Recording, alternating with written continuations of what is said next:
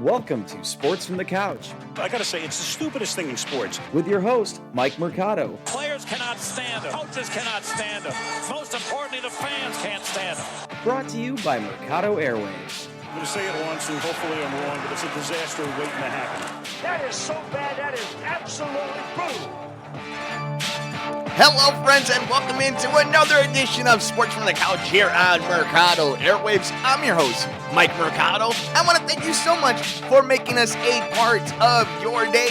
And on this edition of Sports from the Couch, it is a mailbag edition. That means it's a show all about you and what you want to talk about. If you would like to have a question answered on Sports from the Couch, you can send us an email over at sportsmercadoairwaves@gmail.com. You can also follow us all over the universe. I'm on Twitter at Mike M Media, Instagram, Mike Mercado Media, and you can be interactive with the show on Twitter at Couch Sports Talk.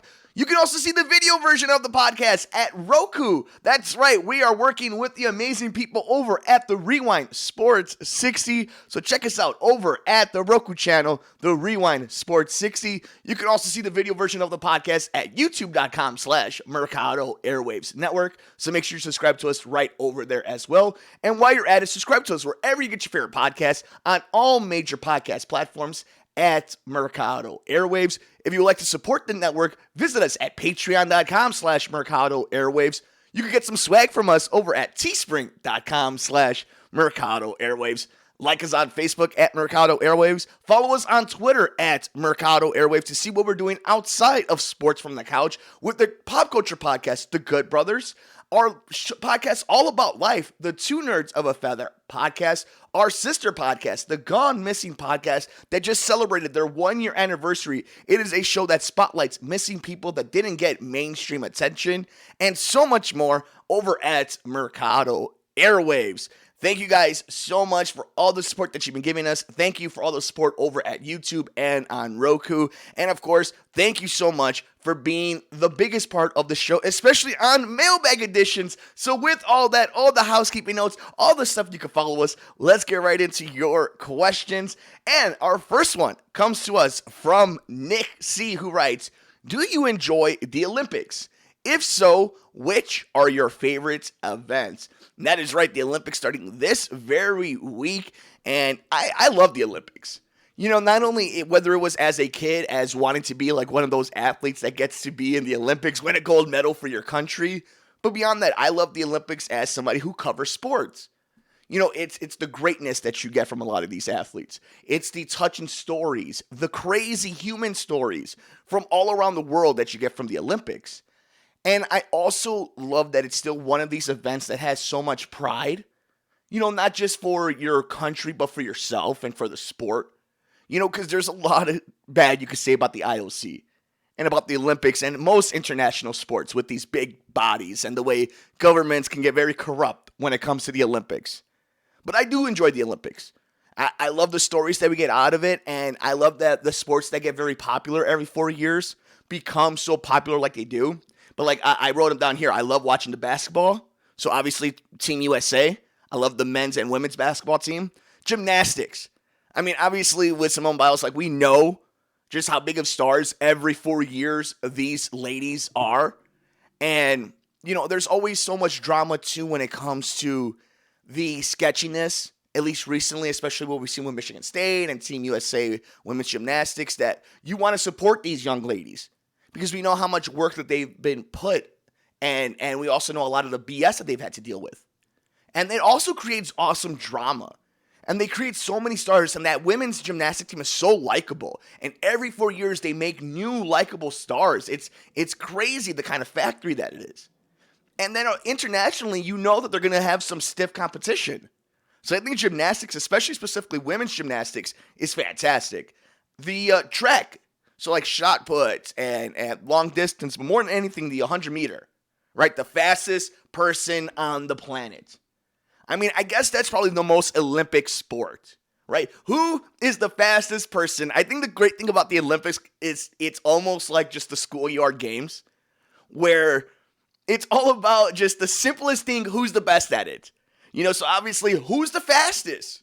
in the shortest distance, who is the cheetah of the human race? And I think that is so enthralling. It's so engaging. And when you have someone like Usain Bolt, obviously, Michael Johnson, you just go on and, it becomes this weird, the superhero of the Olympics. And that's the same thing with swimming, especially when Michael Phelps was around. Like, there's something about who's now the fastest swimmer in a short distance. I love that aspect of it, the simplicity of it. It's some of my favorite events. I love the wrestling and the boxing of the Olympics. Again, the Olympics, to me, not just its simplicity, but also the tradition of it. What's more traditional than hand-to-hand combat in the human race? At least this time, there'll be survivors, right? And it's just for good sport.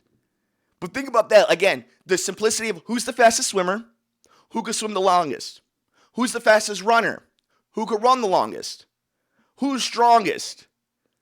And then you have somebody like, who can beat another person in a wrestling match? Who can outpoint somebody in a boxing fight? Love it. I love those sports. And then, of course, you got like judo, karate, so on, kickboxing, just so on and so forth. So many great sports in the Olympics. I adore the Olympics. I wish that it wasn't so dirty sometimes. And I wish there wasn't so much drama. And specifically this year with the pandemic and everything that's going on, it's interesting. But I've always been somebody who's been pro-Olympics and pro-Olympic athletes, and I wish they got paid more, and I wish that there was more opportunity for them to make money, especially after representing their home countries, and for those who have won gold medals. I love the Olympics. I want to know your thoughts, though. What are your favorite events? Let me know on the comments section below. Thanks, Nick, for that question. All right, moving on. We keep on the themes of the Olympics. Thoughts on the USA men's basketball team and the bad luck of Zach Lavine. And that comes to us from Dave J. Yeah, so Zach Lavine is now part of the safety protocol. And we don't know yet if he's going to meet the team over at the Tokyo Games. And it's interesting because we've seen a lot of USA men's basketball kind of go through some turmoil, whether it was Bradley Beal or, so on and so forth. We know that they're a team that got a lot of guys, just recently JaVale McGee joining the team. They have a rookie on the team. Like, there's been some rockiness for this USA men's basketball team. And, again, I don't know if men's basketball is the most important game when it comes to viewership. I think it obviously does because it has the stars in it. But I think for a point of pride, it's more than anything. Like, I don't know if people... It's one of those weird things where if USA men's basketball doesn't win gold medal, it's a disappointment. But they don't get the same adulation if they win the gold medal, which is still a tough thing to do, especially in a sport that's so international now. The NBA, look at the NBA Finals right now. How many guys are from straight up, Greece or Europe or Africa or Argentina? It's crazy. In the NBA Finals, it's not a novelty anymore to have some of these guys. DeAndre Ayton, Giannis. Like, you just go down the list. It's crazy. Guys from Canada. The league is so worldwide now. And you're seeing it in international play, which, by the way, it's different rules. So for a lot of the guys, like, imagine playing a lot of Lukas before they got to the NBA. It took Luka a little bit to get to the league, right? He eventually did. Everybody knew he was going to get to the league. But not that there's a bunch of Lukas hanging around the world, but that's the difference now, is that you can find a Luka Doncic just kind of playing in some European country, in some Spanish country, in some African country, balling, being a killer, going to be a league MVP type player that nobody's heard about yet. Or if they did, they're scouting and trying to keep it on the low key. That's what this USA men's basketball team are playing nowadays. The gap has shrunk. For a long time, it was really wide. Then it got close again. Then the USA men's basketball team kind of developed, put a little bit of space. And we're seeing that just because you have a lot of names, it takes time to gel.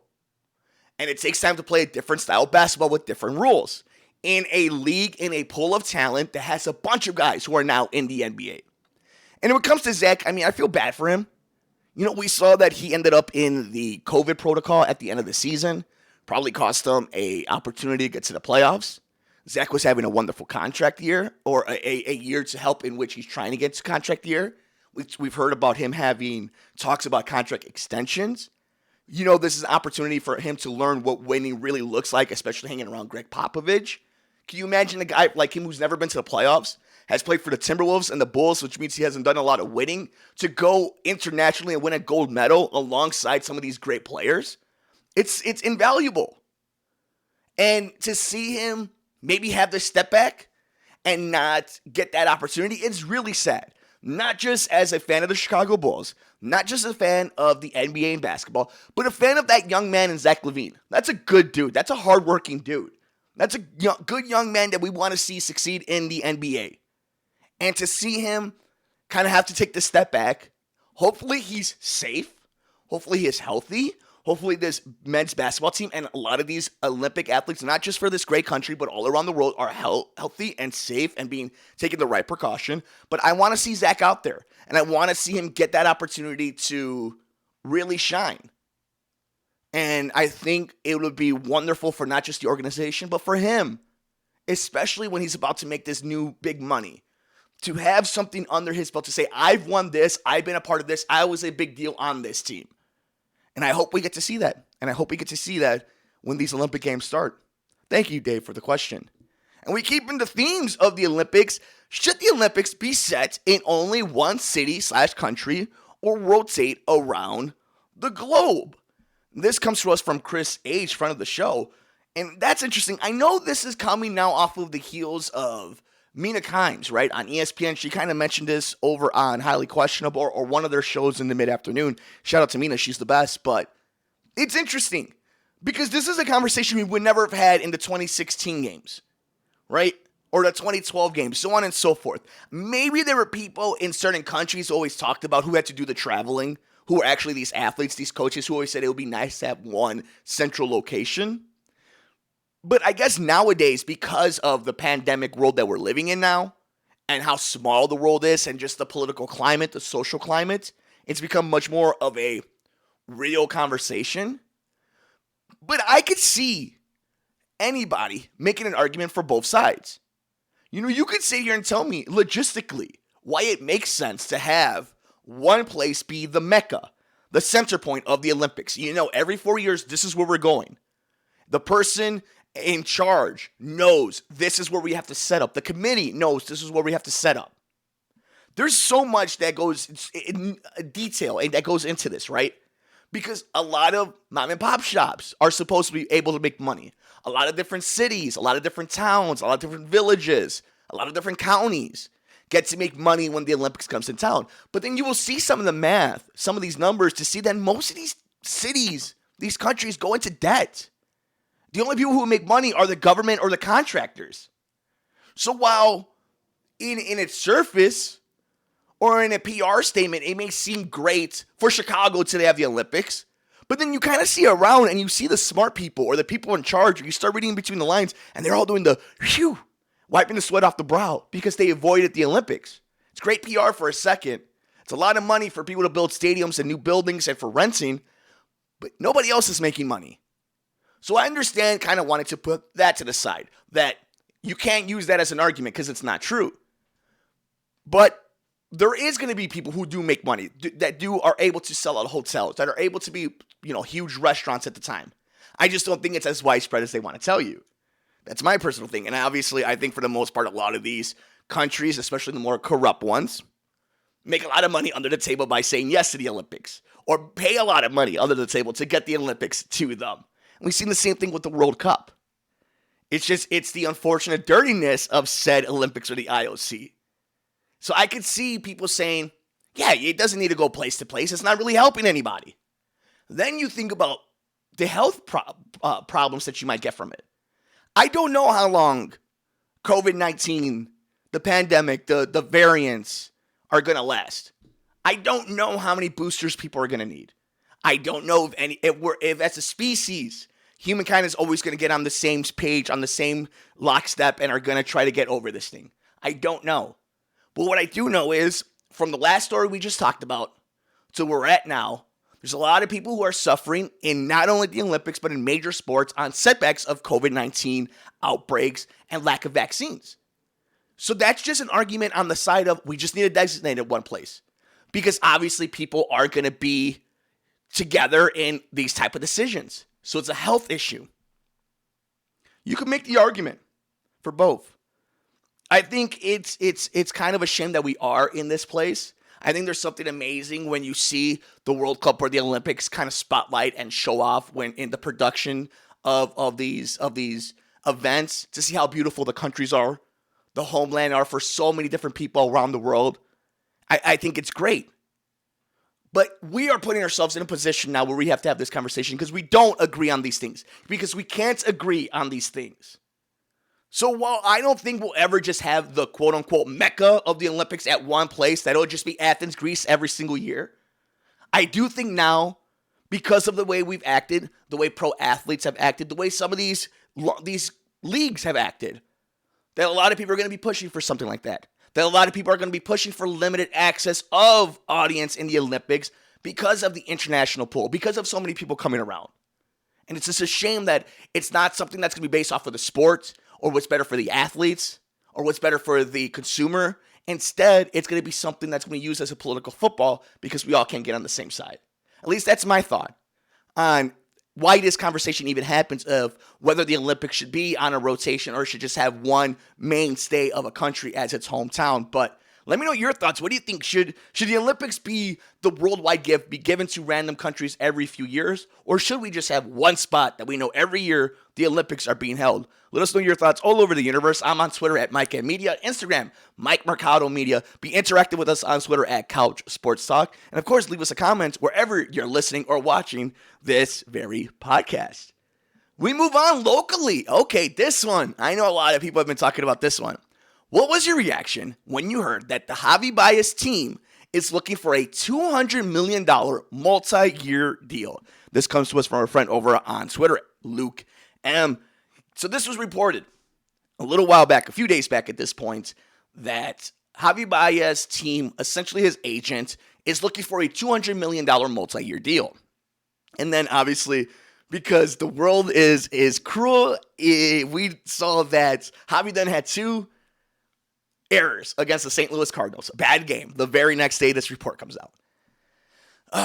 I know a lot of people want me to crush Javier. I know a lot of people think that I'm frustrated and I'm turning on these guys, or I'm doing that fanboy meatball thing where, you love them when they're good and you hate them when they're bad. This has always been objective when it comes to this Cubs thing and this rebuild and all the stuff they're talking about. We were just on the Rewind Sports 60 radio show this past Sunday on WCPT. You can actually check that out on the archives over at WCPT, the Rewind Sports 60, and of course over here at Mercado Airwaves. But I brought in my whole issue is this isn't about scouting.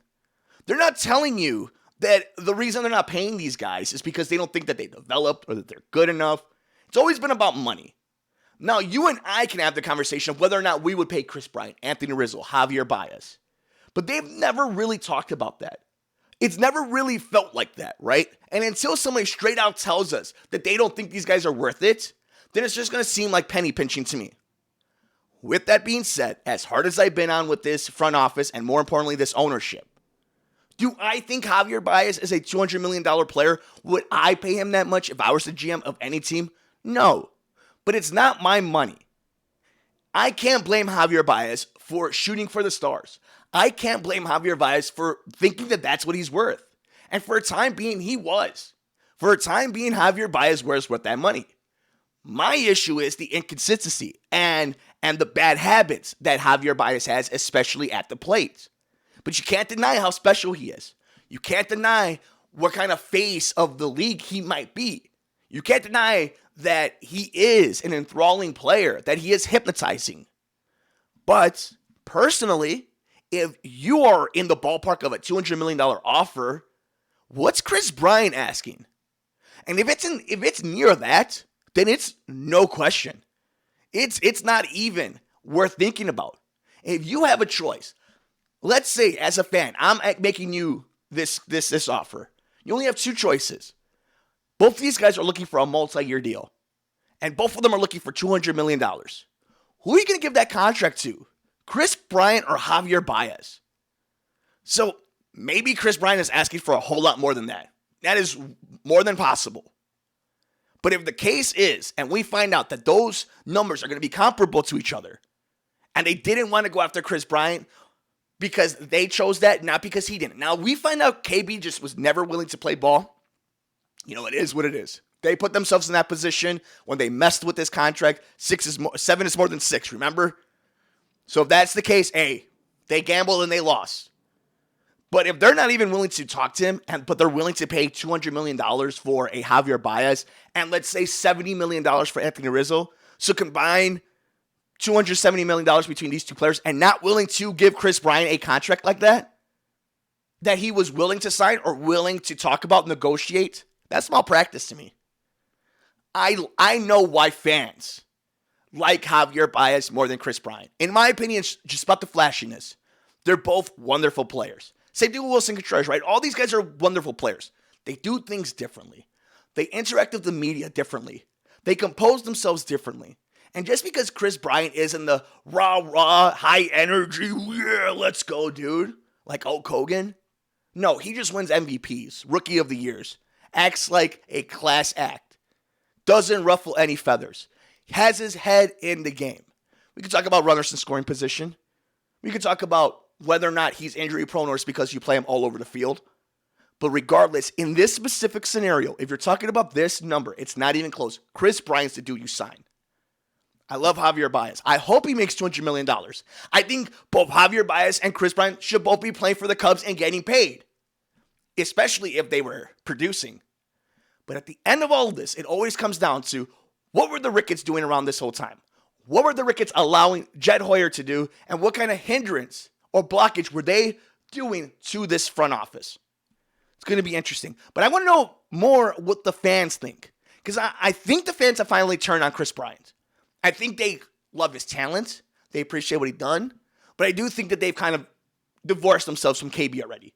So I think Cub fans have married themselves to the idea that it's only going to be Javier. And if that's the case, whatever helps your broken little heart. But personally, I would rather, and I feel safer giving that much money to Chris Bryant than anybody else that the Cubs have on the docket. But let me know your thoughts. Are your team Javi, or team KB, or are you a sensible person? I think both of them should get paid by this organization. Let us know your comments. And of course, send your questions over at sportsmercadoairwaves@gmail.com. And our final question of the day comes from us from Rob, and it is, who wins in Game 6 of the NBA Finals? Will it be 50 years in the making? The Milwaukee Bucks win another NBA championship. Will Giannis solidify himself as the man in the NBA? Can Chris Paul pull a hat out of the rabbit? Or in this case, a rabbit out of the hat and win an NBA Finals? Can Devin Booker take that next step into becoming that true superstar? There's been such great basketball. At one point, Giannis was going to get that knee taken off because we all thought he tore every single muscle in it. Devin Booker is being called mini Kobe. Chris Paul is looking at legacy. We're trying to put him in the top point guard positions. There's been ups and downs. 2-0 Phoenix. The Bucks come roaring back. Drew Holiday is the defensive mastermind against Chris Paul. Chris Middleton is all of a sudden destroying the Phoenix Suns from the mid-range to the three-point line, and Giannis is an unstoppable Superman. DeAndre Ayton has arrived. So many great storylines in this game. I think if this goes 7, Phoenix wins. I think Milwaukee is going to put it all on the line right now in this game. I think they have run out of gas. It may seem weird, especially coming off the last game. Milwaukee is playing literally perfect defense. They're sticking to their men like Velcro on pick and rolls. They're picking up Chris Paul way before the half-court line. Giannis is doing what he wants from 18 feet in, not settling for jump shots. They're hitting big threes. They're getting to the foul line. They're containing the guys they're supposed to. That takes a lot of energy. That takes discipline. That takes a lot of great basketball. That takes a lot of other guys, as Shaq likes to say, to step up. You got to play flawless ball. They're doing this while Phoenix is shooting 50% and Devin Booker is going for 40 points. How long could that last? You need to go all out. Got to empty out the tank. You got to win it tonight. If you're Milwaukee, you finish it, you bury it, and you live on with the legacy. You put your flag on that mountaintop. But if you allow for a Game 7, if you allow for Phoenix to get in rhythm on offense, if you allow Chris Paul to gain confidence back, and if you allow Devin Booker to continue his maturation, you're in trouble in a Game 7. This has been a wonderful finals. I don't care about ratings because I don't own ESPN, and I'm not on a political news show on either side of the fence who's using it as a talking point. The games have been awesome. The talent has been awesome. The storylines are fantastic, and the league is in great hands because of some of the young superstars in this series and the way this league is developing again from its analytics and then adjusting them to the proper talent is great. And it's making for fantastic basketball. If you hated seeing teams like the Houston Rockets and the Golden State Warriors go at it, then this is the series you should be watching. Then you shouldn't be complaining. Then you're missing out on this greatness. Milwaukee wins tonight and wins the NBA Finals. If not, looks like the Valley will be hosting a Larry O'Brien trophy because I think if it goes 7, Phoenix wins that one. But I want to know your thoughts. Does the series end tonight or do we go to a Game 7? Let us know your thoughts all over the universe. But with that, my friends, that'll do it for us on this edition of Sports from the Couch, a mailbag edition of the show here on Mercado Airwaves. If you would like to send a question to us, you can send us an email over at sportsmercadoairwaves@gmail.com. Be interactive with us all over the universe. I'm on Twitter at MikeMedia, Instagram, Mike Mercado Media, and you can follow the show on Twitter at Mercado Airwaves and at Couch Sports Talk. While you're at it, please like, rate, review, and share us wherever you get your favorite podcast at Mercado Airwaves. And check out the video version of the podcast over at youtube.com/Mercado Airwaves Network and on Roku, the Rewind Sports 60 Roku channel. Support us over at patreon.com/Mercado Airwaves. Check out our swag over at teespring.com/Mercado Airwaves. Thank you all so much. Enjoy all the games. Take care of yourself. Take care of each other. We will see you next time here on Sports from the Couch on the Mercado Airwaves Network. I'm Mike Mercado.